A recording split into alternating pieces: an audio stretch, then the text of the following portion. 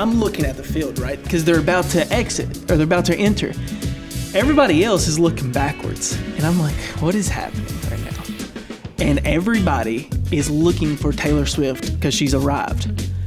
I've never seen anything like it. Welcome to this week's episode of the Archive Podcast. It's episode 10. Double digits. Double digits. We called it last week. I feel, here's the thing, man.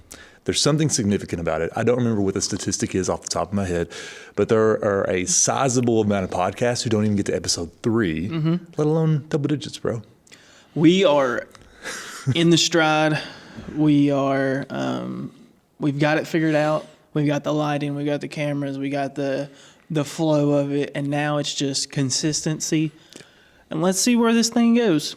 So the thing that I'm finding the most joy from it so far is these are conversations we're having anyways. And so, and plus it's just a couple of white guys, which it's like our default nature at this point. It's like, oh, let's start a podcast. But that's hilarious. I was joking with a new friend of mine last week. We were having dinner and he was like, you have a podcast? I was like, yeah. And he was like, my buddy and I, we're thinking about starting a podcast. I was like, you should. Yeah. I think 64 people watched last week's, in a couple days on YouTube. Yeah. And then 1,500 on Facebook. Which I think is cool. Now we know that not all those people are watching to the end, but it's cool to me from the standpoint of I have guys that I go to the gym with or friends who make comments about different videos and they're just talking about the ideas. It's if nothing else, if we're just having ideas that we're sharing and they're good ideas, I'm all right with it. Yeah. And I think so number one, this is our first podcast before lunch ever. And it hungry. Feels different. It just so we have hot, warm coffee right here. Yep. We usually have cold brew or we go to the coffee shop and buy coffee. So number one, this one's a little different. It is different. We also haven't seen each other. I literally just walked in here 10 minutes ago. Right. And we haven't seen each other in 4 days. Which is surprising. That's usually not the case on podcasts. Usually we've seen each other for a few days. We've talked. There's build up to the episode. This is going to be a fun one. The bros are back in town. Yeah, and we're just chatting it up. Literally, we have no necessarily how to. We're just chatting it up this episode. And that's what a podcast is. Before we get started today, I would like to give a shout out. So last week I made. I made a wrong quote. I was talking about the yellow brick road, and I was talking about windy. It's indeed not windy. And I didn't correct it because I didn't watch The Wizard of Oz really. Maybe once. That's all right. It's Dorothy. So I shared it on my Facebook page or on my Facebook profile, and a couple of my friends caught it. So I said, "There's a $5 Starbucks gift card if anyone can catch it." So a couple of them caught it by the next morning that I'd seen.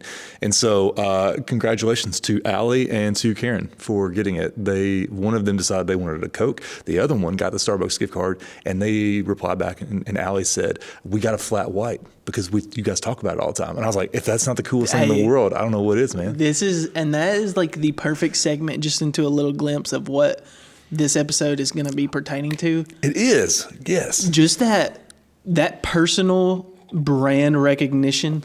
People, you stay consistent to who you are and talking about it a little bit. It slowly builds what this is. And that is just the lens of our life. Right, sharing what it is we do, and now people start to see the brand behind the person, which is the archive.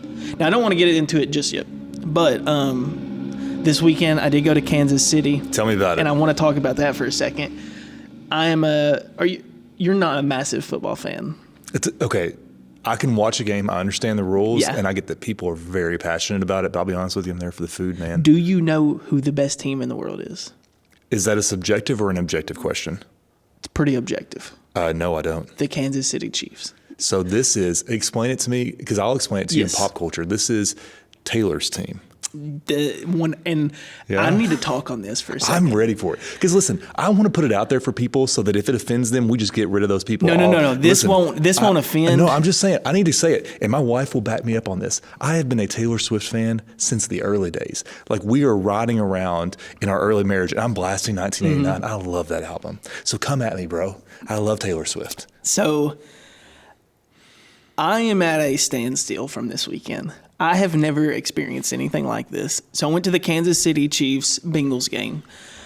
Kansas City Chiefs are the 2-time reigning champions, going for a three-peat this year. They're the best team. They're defending their title 2 years in a row. And so I understood, like, the Taylor Swift thing. Like, I've been watching. If you watch football, like, you can't miss it, right? Well, I did not know the Taylor Swift effect. So, number one, whenever you are entering this Kansas City Chiefs stadium, it's a different feel with the Taylor Swift effect. Like, it looks like people are going to a concert, not a football game.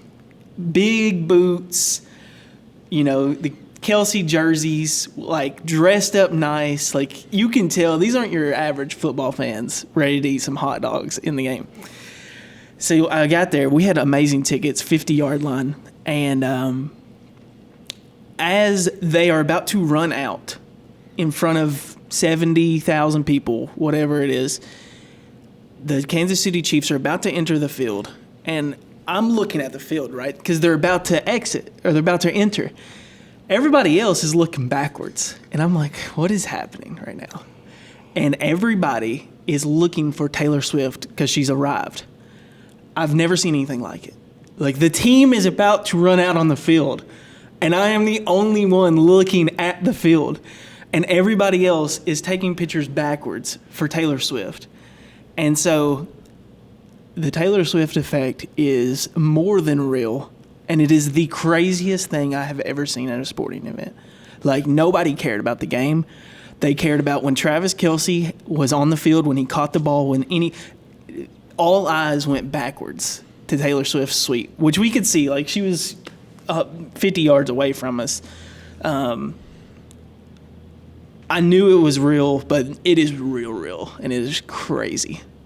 I have so many thoughts. Yeah. May I list them out and bulleted away? Go ahead. All right. So first of all, awesome. I'm standing in awe. Like, I'm literally reacting in real time to your story because I'm pumped about it. As I would have done the same thing. Bullet point number 2, I do think it's not an accident that you were looking the opposite way. And the reason I say that is because as a wedding videographer, you're always looking where you should be because you know what's coming, right? So I don't think that was exactly the accident that you might have felt it was.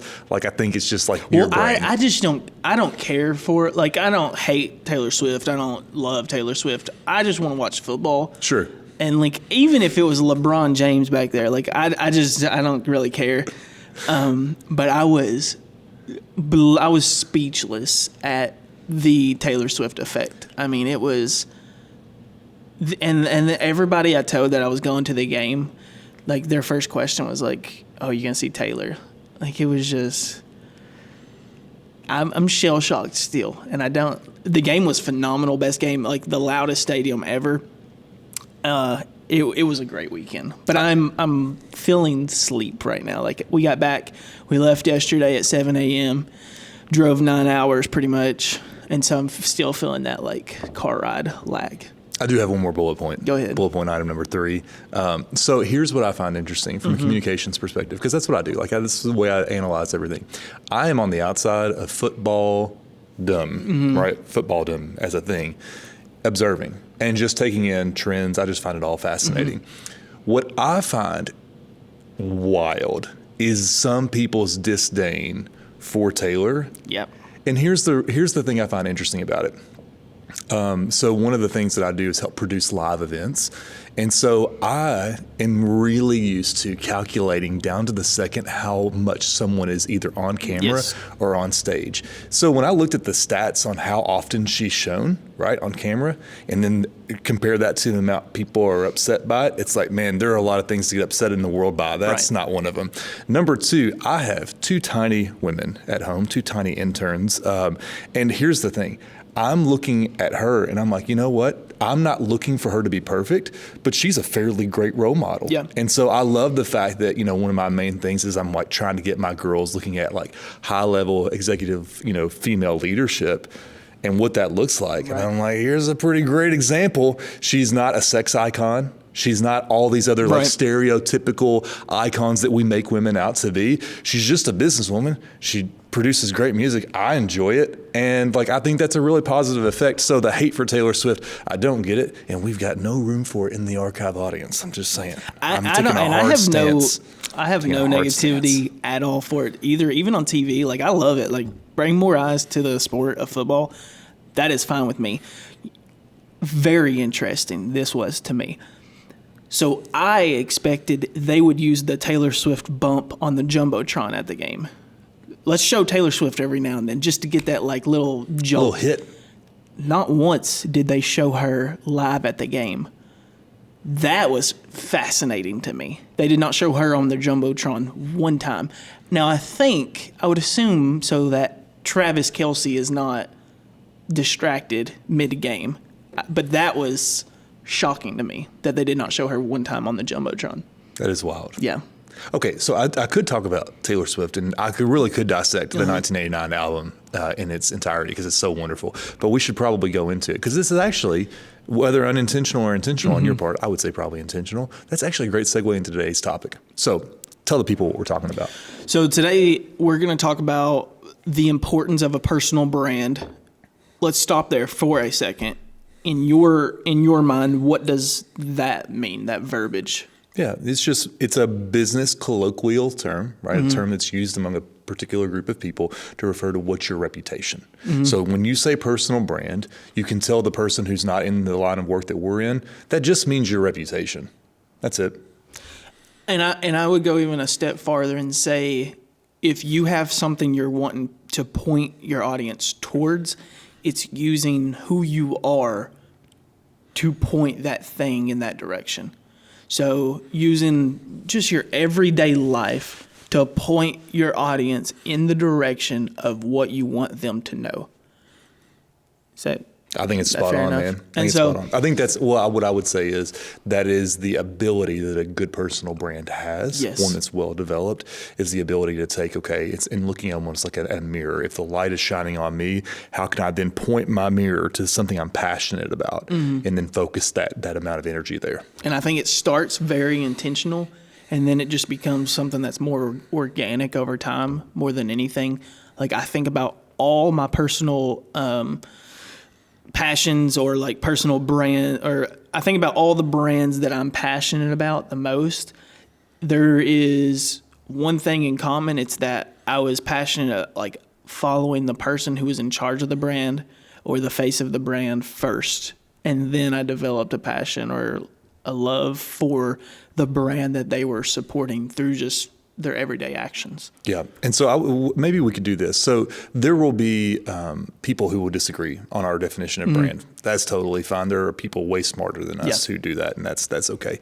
I think that's our working definition. What I think would be helpful is if there are folks watching who are like, okay, maybe I want to start taking this more seriously because of, they're looking at maybe changing jobs or careers. They're looking at climbing higher in leadership. They're looking at doing things outside of their current career as far as the side gig. Personal brand is applicable to all of these things. So let's maybe give a few examples of that are kind of like pop culture references, and then we can go to the super practical things that you can do on a daily basis or a weekly basis just to kind of help begin solidifying what do people know me for? Because that's ultimately the question we're asking, right? What do people know us for? So I have one on a pop culture level. Is that okay to share? Yep. Okay. So it's not Ryan Gosling, it's Ryan Reynolds, right? So he obviously recently known for Deadpool versus Wolverine. But one of the things I find fascinating about him, kind of going back to the mirror example of taking energy, whether it's the audience's attention on him and then focusing on something else, is his ability to do that as an entrepreneur. So with Mint Mobile and with some of his other explorations into business, Wrexham, right, his soccer club that he's got. And I know about it, and the fact that I even know about it is bananas. It is. And so when you consider that the U.S., I think, has 4% of the world's population, yet we're sitting here and we're saying, hey, we know about what's going on in another country that has nothing to do with us. I'm not, I like football, but I'm not that much into what football looks like in other countries. Soccer, sorry. Yes. Being contextual to the conversation. All that to say, though, I think Ryan Reynolds is a really good example of someone who uses the brand that he's built to then focus it into other things he's passionate about. 100%. And there's many examples we could throw out. The Rock, Kevin Hart. I mean, the big names. When you know them, you know what they're also, their businesses, they're associating using their name. Now, here's what I will say about this episode. It's not necessarily going to be like a step-for-step how-to, because I think me and you are just experimenting with this as well. We're not experts in the field. If we were, we would have thousands and thousands and thousands of people watching what we're doing. We don't, but I think there are things we've learned and things we want to experiment with and already have that could be very useful for the people maybe listening. I would say that we're passionately curious about this. Yes. We're enthusiasts, if nothing else. And so here's one of my struggles right now that I'm kind of going back and forth with. So I've got my video production business that I want to create this identity that when people see it, they know exactly what it is. And so I'm at this crossroads right now where I've got my passions, I've got the things that have been successful for the last few years in my business, and then I've also got where I want to go. So I've got those three things that I'm kind of at this crossroads. I've been doing weddings for the last 4 years, right? And I don't want to do as many weddings leading, in the next few years. And then I've got where I want to go in the next few years. And then I've also got my passions that I just want to do to keep my creative juices flowing on a daily basis. What's your opinion when someone opens up their phone, right, and they go to their Instagram or go to business's Instagram? What should they see in terms of a personal identity or a personal brand? Because I think what we're not talking is just about our own life. Your business should have a personal brand more than anything these days, because people want to connect with a person. They don't want to connect with a logo. They don't want to connect with a tacky just business saying. They want to see a face on camera, and they want to see a person talking, and they want to see that face consistently. What should they see when they go to an Instagram in your eyes? There are two approaches to this in my mind. First, there's the very curated version of this. Mm-hmm. This is when you go to someone's Instagram profile or their YouTube page and you see really intentional art design. And by art design, I mean their stuff has a very particular feel. Yes. And so maybe it's dark and moody. Maybe it's light and airy. Maybe it's really contrasty. Maybe it's not. Maybe it's got a lot of grain. And all of those things are visually communicating something to us before we even get to what you're saying. Can I stop you just for a moment too? I want to say this. A personal brand doesn't always have to be the person. If you're not the person that wants to share the face, that is also fine. That is very useful. You can use your personal brand can almost just be your portfolio too, like you're saying. Keep going. No, so I think that's one particular approach to take is very curated. Now, I would say, so Ali Abdaal has this kind of idea of, are you the architect kind of guide, or are you the, he uses the architect, and then there is the archaeologist. Mm-hmm. So the architect is one who has this very structured approach to what they do.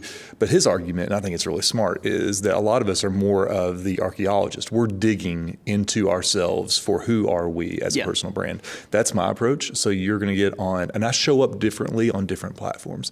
You're going to see my most intimate daily life stuff on Instagram. You'll see a lot more of the kind of highlights on Facebook and then rarely on Twitter. And then, of course, on Spotify and audio platforms, you're going to hear us talking about business and creativity. So I think it's okay to show up in different places in different ways. But I do think that there are two of those kind of main approaches: the very curated, the architect approach, and then there's the archaeologist approach, where you're just saying, "Hey, listen, you know what? The brand is me. So everything that I'm interested in, that's what you're going to get." And that's my approach. I think that is probably the easiest and most useful approach if you're wanting to grow an audience, is show yourself and let yourself be the face of the whatever it is. So when I say the words like VaynerMedia, what do you think of? VaynerMedia? Yeah. Yeah, it's Gary Vaynerchuk. That's who you think of. Yeah. You don't think of the company. Yeah. But you know the face. You know, that's what it is. And you know everything that he does, intentional or not, on all of his posts. Probably intentional if we know Gary V. they're all pointing to the thing, right? Like on a daily basis, they're all pointing to this development of what media is. And that is the whole goal with his agency is like, let's advance the philosophy that is, let's figure out this thing that is media. And every piece of Gary Vee content, like, also points to his company, but it's him. But he has who knows how many employees, probably hundreds, right?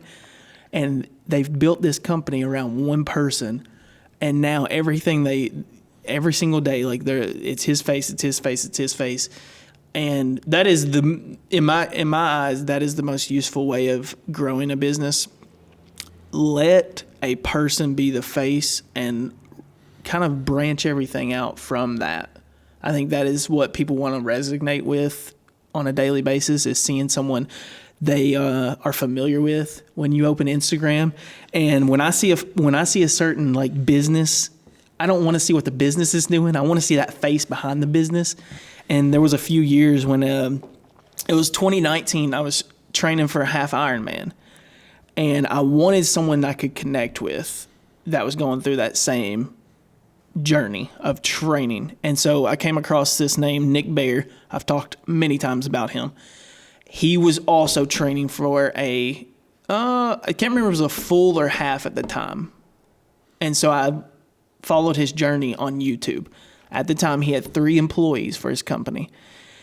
And so what he did was share his everyday journey of training for the Ironman, simultaneously sprinkling in his business, right?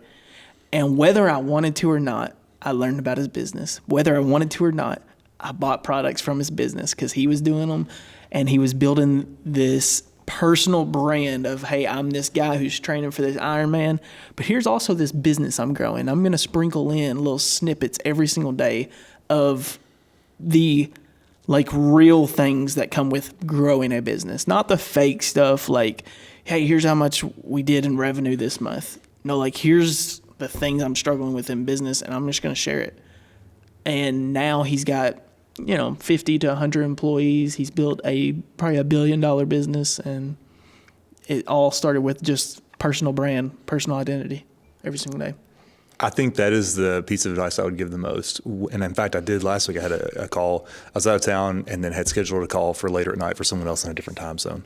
And their major concern was, I don't want to create like this cult of personality because I want people to be connected with the idea and not necessarily me. And my I said, listen, here's a thought for your crock pot of consideration. Like, the people who are worried about being too in the center of it, about causing a cult of personality, if you're self-conscious, if you're self-aware that is on the radar of potentialities, like, you're not the person I'm worried about doing that. No. And so that's the thing that I spend with my clients the most time doing, is telling whoever is like in charge or whoever is going to be the face of it, you have to put your face on camera, and do not worry about being perfect. People want to see the imperfections. They want to see the iPhone version of you on a more frequent basis than the once a month version on the professional camera basis, because they're connecting with you. I had another client call yesterday where someone said, hey, listen, we're reaching out to you about this project because of the content that you're putting out on social media. They were like, what you're putting out there is what we're vibing with. And the stuff I've been talking about that they were referencing has absolutely nothing to do with the industry that they're in. Yeah. But they connected over shared values and approaches to life and work and all these things. And so when you talk about the power of a personal brand or the power of that reputation, people don't choose businesses to work with, at least I think as the primary motivator, because of necessarily the service they offer. Yep. They choose it because of the person who they're connecting with. Yes. Now, obviously, are there a ton of examples where you're connecting because of a service that they offer? If Stanley Steamer is going to come clean the carpets in my house, it's because that's a service that I need. But when it comes to more of these like problem-solving industries like what you and I are in, they want to connect with a person they feel like they know and can trust. And that's the power of a personal brand, is it's trust. It's trust. And if you violate that trust, it is game over. Yeah. And I get it. Like, if you want your idea to be the thing that people hear, I totally get that. Like, that's what I want as well. Like, I want people to resonate with my passion or my idea, but there has to be this recognition that there is a vehicle to get the audience to the start to the idea, and the vehicle is usually yourself. Let them go on a journey with you and let them trust you, or build trust enough where people start to say, okay, I'm going to listen to this guy or girl. Let's hear what they have to say. And that starts with just being vulnerable. That starts with sharing the uncomfortableness. It is not easy to grow a personal brand in a business. It is not easy to share yourself. But when you start to realize that people are going through the same things that you're going through, and just being a little honest every single day, like, hey, my morning wasn't great, and here's how I'm just going to overcome this and go and build this business. Or like, here's the things I'm struggling with. One of the people that I've started following recently is the owner and founder of Crumble Cookie. Oh my gosh. So now I'm in the point where the brands I love that I just love, I want to follow who built the brand. And I am so fascinated by those people and their life, because I just want a little glimpse into what made the brand. And that's what I resonate with more than anything in brands, is who built it and how did they build it. The thing I find most fascinating about your idea of looking at the people who founded those companies or created them and wanting a glimpse into their life, that's how I feel about the people I know in real life. I want to see what does your kind of morning routine look like? What does your work look like? And I think that's a new way that we can connect with our friends on social media. It's one of those ideas, it's very in vogue right now for people to complain about social media and all of the ills that it causes.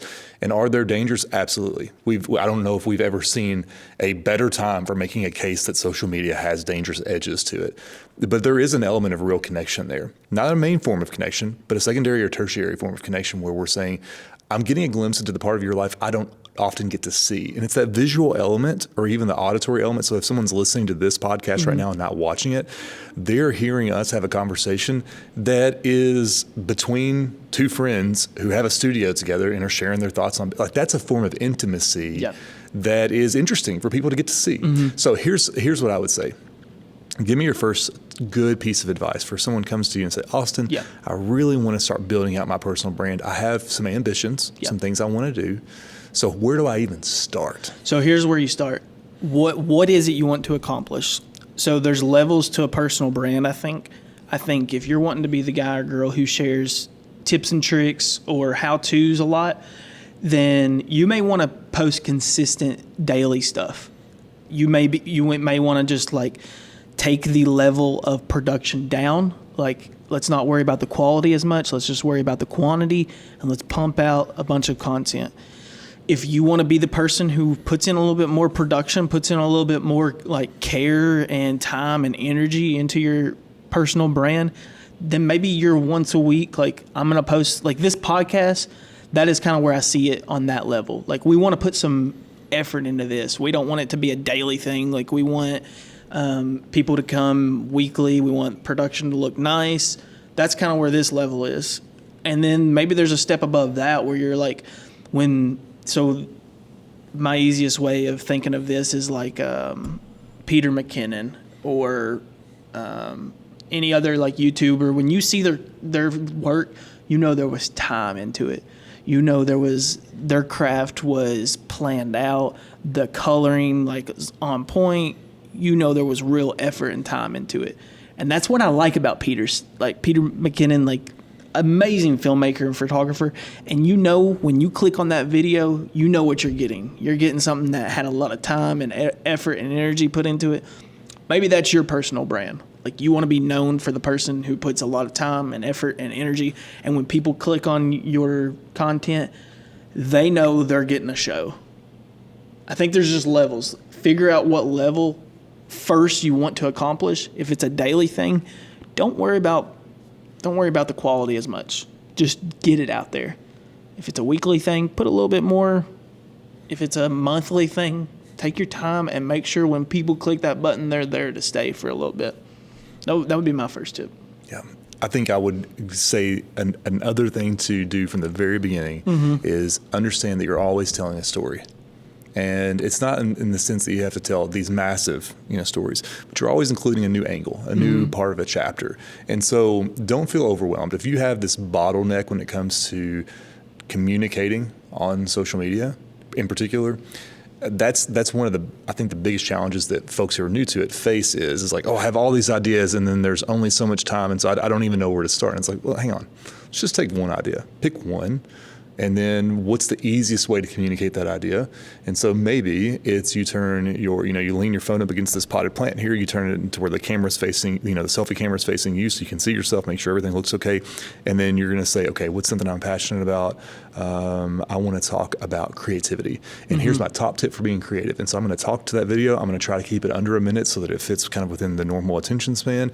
And then I'm just going to post it. I'm not going to worry about putting captions on there. I'm not going to worry about choosing a song. I'm just going to talk about this idea that I have. And the good thing is that ideas hide behind other ideas. And so if you have trouble getting started, just do one and then turn the camera back on and talk about leadership, or turn the camera back and talk about parenting, or whatever it might be. But just taking that first step helps to get that bottleneck out of the way and you get the ideas flowing. What's your opinion on niching down in terms of a personal identity, personal brand, a brand identity? There's a lot of opinions out there about it. There's some people who say that you absolutely need to figure out your niche because it's the fastest way to stand out. And I think they're right. If that's your goal, then do that. And I think that's really the bigger question. The bigger question is, what's your goal? Yep. What are you wanting to do? I am not using social media to create my main source of income or identity. And so I have found success in the long term. I've been putting out content now since 2008, 2007. And I have found that just sharing about my thoughts on life and about what I'm doing it has been the best thing. I am not interested, me personally, in getting into a niche that's like just talking about camera gear or just talking about business. I'm just not interested in that because I would feel a little constrained by that. And I also understand that by not niching down, I am limiting my ability to become profitable through social media. Because you can, if you niche down and you're good at it, and that's what you want to do. People know what they're getting. They know what they're getting. It's almost like, primetime television. They know that, Survivor comes on at this particular time.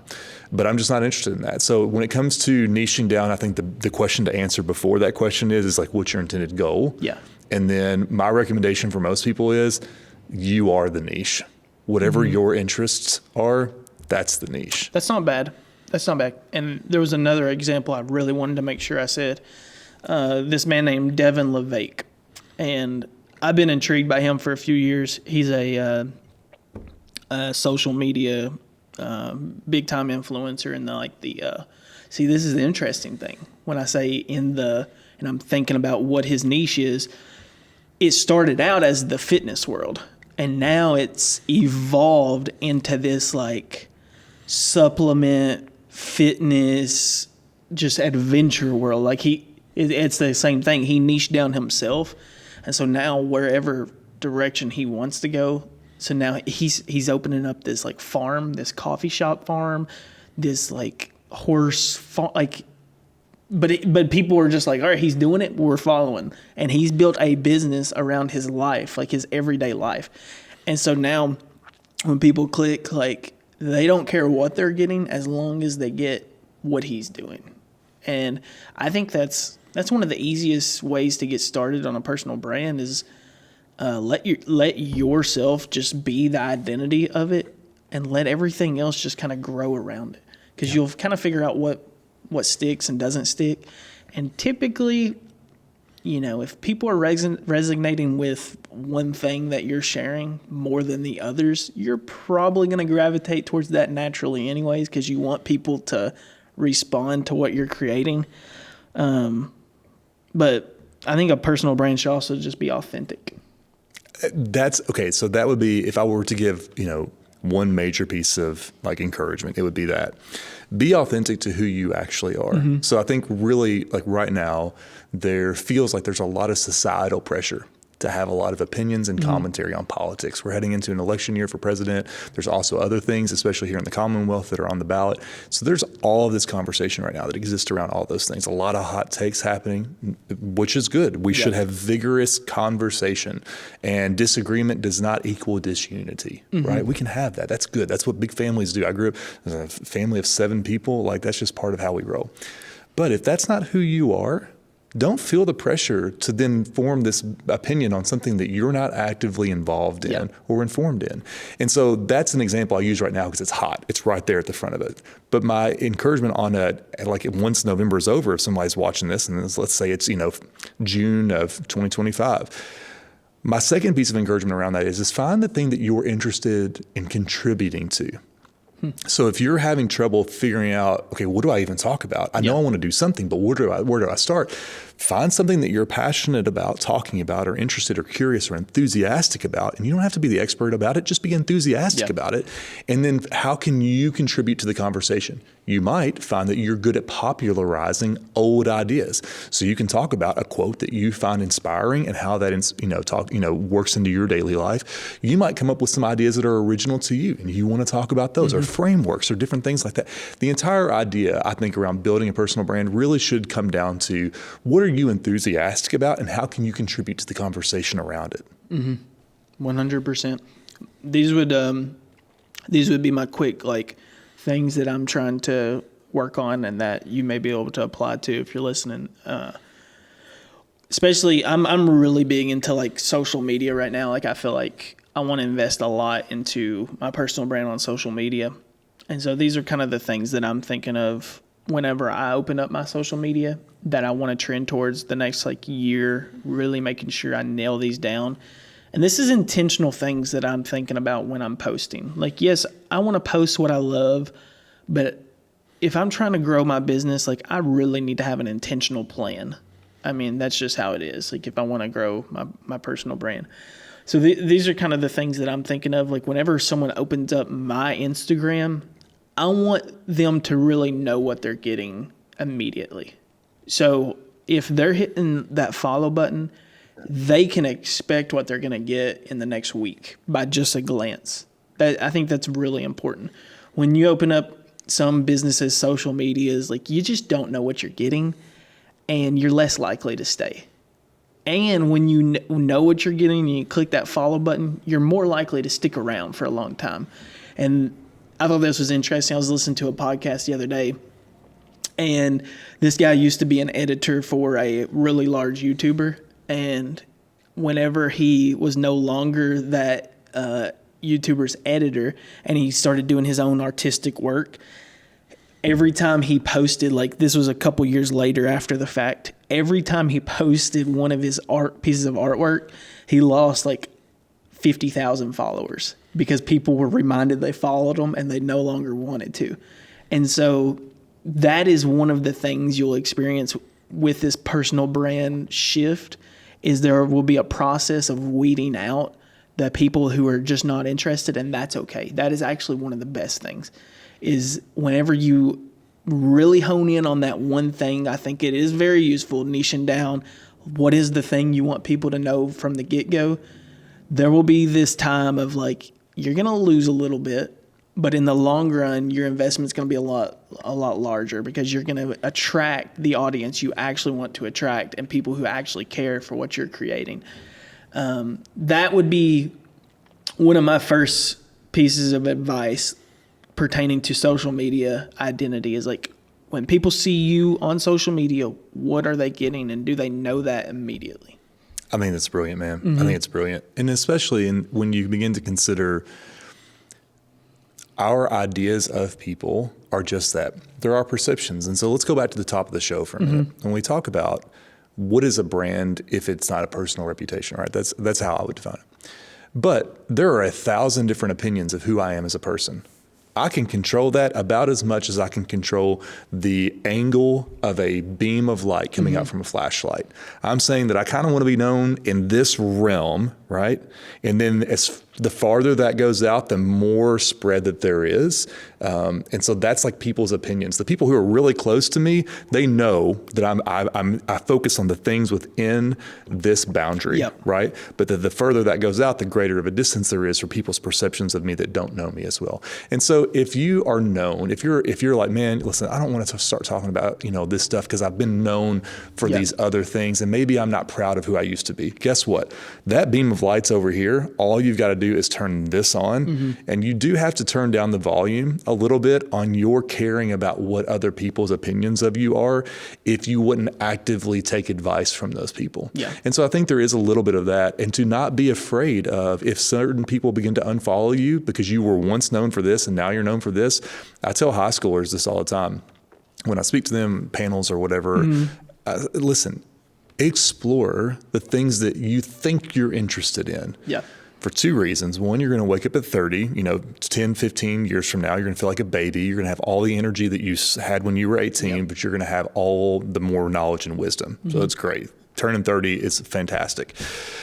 The other side of that is finding out what you're not interested in, what you don't want to do for a profession is almost more valuable Yes. than finding out what you do want to do. And so if people unfollow you because you start posting about this other topic that you've never posted about, that's a good thing. Yeah. Because that means the people who are following with you are engaging with your content, which is going to push you to the new audience you want to be in. That's the perspective shift. It's a step back for 15 steps forward. And if you're a business owner and you're like, all right, what's the first tool in a personal brand? We just invested in the first tool. So this Friday and Saturday, we're picking up our new iPhones, right? Oh, we are. Yeah. I forgot that's this The Friday. most useful tool for a personal brand. And like we have the nice cameras, like they're needed in sometimes, like I get it. Like if you're a videographer, photographer, like, yeah, you need the nice camera.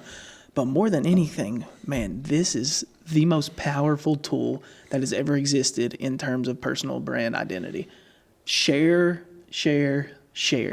See what works and share more of that. If you're not passionate about it, shift it a little bit. If you're passionate about that, share more of it. Can I? Oh, sorry. I didn't. No. Are you That okay?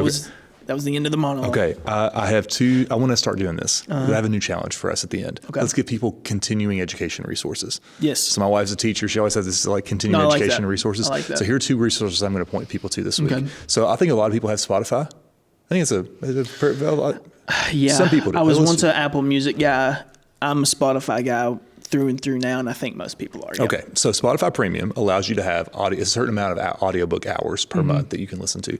Two books that I would point people towards after the conversation this week if they want to learn more. Go and look up a work from Seth Godin back around 2010-11 called Tribes. And it really talks about the idea of forming people around the things that you're interested in. Fascinating. The other one I would point people to is a little bit more recent. Austin Kleon's work, his book called Show Your Work. And it is just like if you're looking for a practical, you don't want to hire us to be your person, go read that book or listen to it on Spotify. Because what it breaks down is just a very practical how-to. It's short. It's not going to take you a long time to listen to it. How to just drop a little breadcrumb every day of the things that you're doing, and that will build your basically your personal brand really quickly in a short amount of time.